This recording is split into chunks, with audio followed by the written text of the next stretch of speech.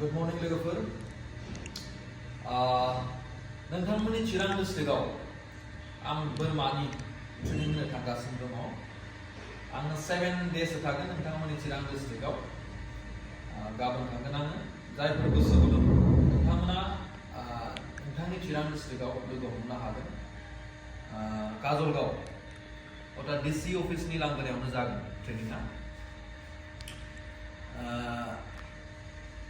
जायफोर गोसो गुदुं बेवहायनो ट्रेनिंबो लानो हागोन थाबनो आंखौ फन खालामनो हागोन नोंथांमोना ट्रेनिं सेन्टाराव थांनानै गावनि मुंखौ जइन खालामहैथों आरो बेवहाय नोंथांनि चिरां डिस्ट्रिक्टआव आङो सप्ता मोनसे थांखांनायनि उनाव थोंजों क'क्राझार थांगोन क'क्राझार थांनायनि उनाव नेक्स्ट आङो मंगलदैसिम मोनसे जायगायावहाय आबादनि ट्रेनिं होनो थांगोन थ' नोंथांमोना आंखौ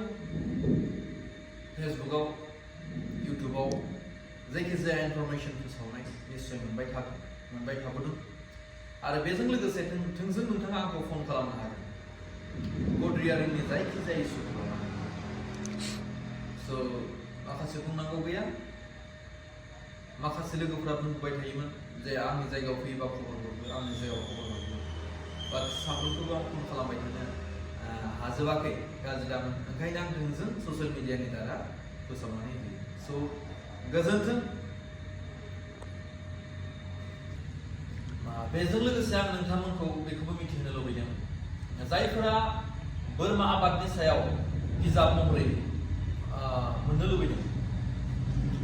आङो नोंथांमोननि चिरां डिस्ट्रिक्टआव थांनायावहाय लांफानो हागोन आरो माखासे मानसिया सोंथि खालामदों बियो इंलिश हिन्दी एसामिस बर' बबे मोनसे लेंगुवेजाव एक्चुअलि आं बेखौ बर' लेंगुवेजाव खालामदों जोंनि बर' रावावनो आं बे बर' बिजाबखौ बोरमानि बिजाबखौ लिरदों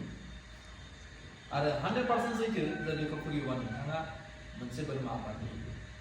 गोबां थोजासे गियान मोनो गोजोन्थों